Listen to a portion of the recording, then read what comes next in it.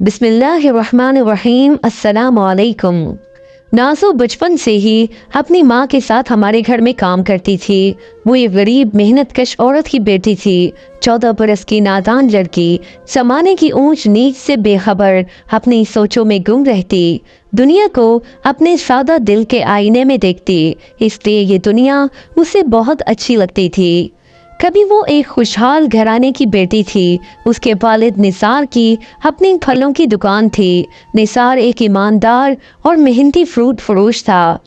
उस वक्त उसकी बीवी बुशरा ने अच्छे दिन देखे थे, मगर एक दिन निसार की एक आड़ती से झगड़ा हो गया, जो लेन देन के किसी मामले पर हुआ।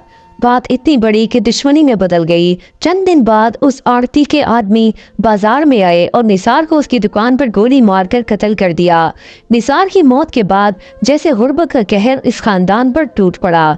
उनके घर में अनाज का एक दाना भी ना रहा, मगर नाज़ो को इस सब की कड़वाहट अभी महसूस नहीं हुई थी। हालांकि फाके, परेशानी और मौसम की सख्तियां उनके सरों पर साया किए रखती थी। नाज़ो अभी एक बच्ची थी। उसकी ख्वाहिशों की दुनिया अभी सोई हुई थी। उसे खुद को संभालने का शऊर न था। रूखी सूखी जो मिलती खा लेती। बदन संभालने की उम्र और होश अभी नहीं आया था। उसकी माँ बुशरा मेहनत मुशक्कत करती, मुख्तलिफ घरों में सफाई, बर्तन और कपड़ों का काम करती। नाज़ो फारिग वक्त में आंगन में इधर उधर घूमती, खिड़कियों से झांकती, कभी छत पर चढ़ जाती। वो तन्हाई से घबरा जाती, उसका दिल कहीं ना लगता। माँ के साथ घरों में काम पर जाना चाहती, मगर माँ उसे साथ ले जाने से कतराती।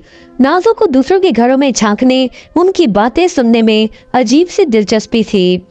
कभी कभार उसे ऐसी भूल भुलैयों जैसी बातें सुनने को मिलती, जिन्हें सुनकर वो घबरा जाती और शर्म से चेहरा ओढ़नी में छुपा लेती। माँ जब उसे देखती तो गुस्से से कहती कि मेरे पीछे पीछे चली आती है और ऊपर से बड़ों की बातों में घुसकर कान लगाती है। ये लड़कियों की सुनने की बातें नहीं होती। बुशरा की 3 बेटियां थीं। नाज़ो सबसे छोटी थी। बड़ी बेटियां जवान हो चुकी थी और माँ को उनके रिश्तों की फिक्र खाई जा रही थी। वो हमारे घर के अलावा 2 और घरों में भी काम करती थी, ताकि बेटियों की शादी का कुछ बंदोबस्त हो जाए। एक दिन माँ ने नाज़ो को समझाया कि जब कोई औरत रिश्ता देखने आए तो तुम सामने ना आना, क्योंकि आजकल लोग बड़ी लड़कियों को छोड़कर छोटी पर नजर जमाते हैं, इसलिए तुम छुप जाना। एक रोज खाला रफिया आई, उसके साथ कुछ और औरतें भी थी। उस वक्त नाज़ो की माँ काम पर गई हुई थी। दरवाजा नाज़ो ने खोला।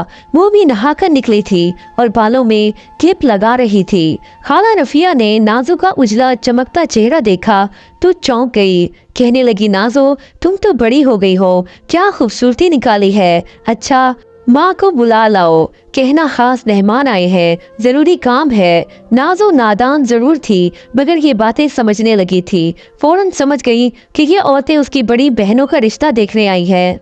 इस ख्याल से उसके चेहरे पर चमक आ गई। उसने कहा कि खाला आप बैठे, मैं अभी माँ को लेकर आती हूँ। वो दौड़ती हुई सेठ फहीम के घर गई, जहां उसकी माँ काम कर रही थी। बेल थी। सेठ फहीम का बेटा शुएब बाहर आया। नाज़ो ने हल्की सी आवाज में पूछा कि शुएब भाई, क्या मेरी माँ अंदर है? माँ आई और रिश्ता देखने वाली औरतों से मिली। औरतों ने रस्मी बातें की और खाला रफिया ने बड़ी बेटियों की तरफ इशारा करके उनकी तारीफ की, मगर 1-2 औरतों की नजरें बार बार नाज़ो की तरफ उठती, जो एक कोने में चुपचाप खड़ी थी। जब वो सब चली गई तो बुशरा देर तक खामोश बैठी रही। फिर आहिस्ता से बोली कि ये दुनिया बहुत जालिम है। कभी बेटियां जवान हो जाएं तो भी रिश्ते नहीं आते, और कभी छोटी बेटी की जवानी माँ के ख्वाब छीन लेती है। नाज़ो चुपचाप अपनी माँ का चेहरा देखती रही। उसे कुछ समझ ना आया, मगर उसकी आंखों में एक अनजान सा खौफ उतर आया था। शायद बचपन अब उसके हाथ से फिसल रहा था और उसे उसका पता भी ना चला। उस दिन के बाद माँ की आंखें जैसे नाज़ो के चेहरे पर जम सी गई।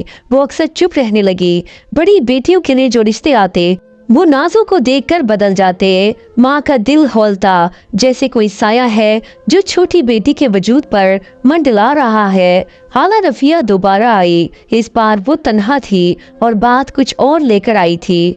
उसने दबे लफ्जों में बुशरा से कहा कि एक जानने वाला है, बहुत अच्छा खानदान है, थोड़ा उम्र में बड़ा है मगर इज्जतदार आदमी है। तुम्हारी छोटी बेटी पसंद आ गई है, कुछ करना पड़ेगा बुशरा, मौका हाथ से निकल जाएगा तो पछताओगे। बुशरा का दिल दह ही गया। वो सोच में पड़ गई।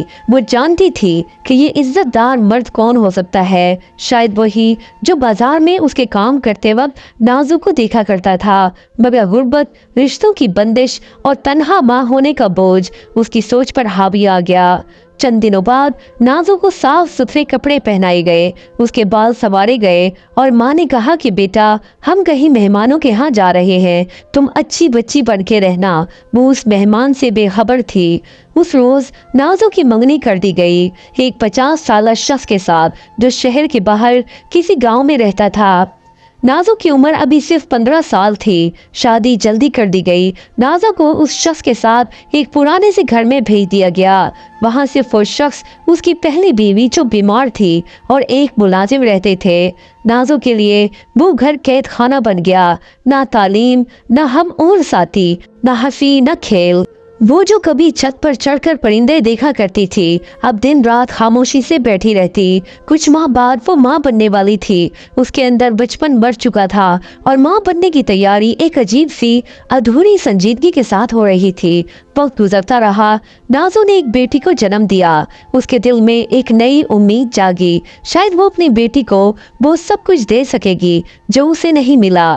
शौहर बीमार होने लगा और पहली बीवी का इंतकाल हो गया। जिंदगी की रफ्तार बदली। नाजो ने घर संभालना शुरू किया, लोगों से बात करना सीखी, थोड़ी बहुत लिखाई पढ़ाई भी सीख ली। उसने मुकामी स्कूल में नौकरी के लिए दरखास्त दी और किस्मत से वहां उसे छोटे बच्चों को पढ़ाने का मौका मिल गया। नाजो अब 20 साल की है, एक बेटी की माँ और एक औरत जो वक्त से पहले बड़ी हो गई।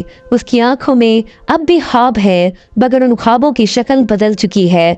वो अपनी बेटी को पढ़ाना चाहती है, उसे छतों पर उड़ने देना चाहती है बिना किसी खौफ के। नाजरीन, अगर आपको आज की कहानी पसंद आई तो प्लीज़ हमारे चैनल बथीरा वॉइस को सब्सक्राइब करें, बेल आइकन के बटन को ज़रूर प्रेस करें ताकि आने वाली तमाम वीडियोज़ की नोटिफिकेशंस आप सबको बर वक्त मिलती रहे। Thanks for watching. अल्लाह हाफिज़। नस्रुम मिनल्लाहि व फतहुन करीब।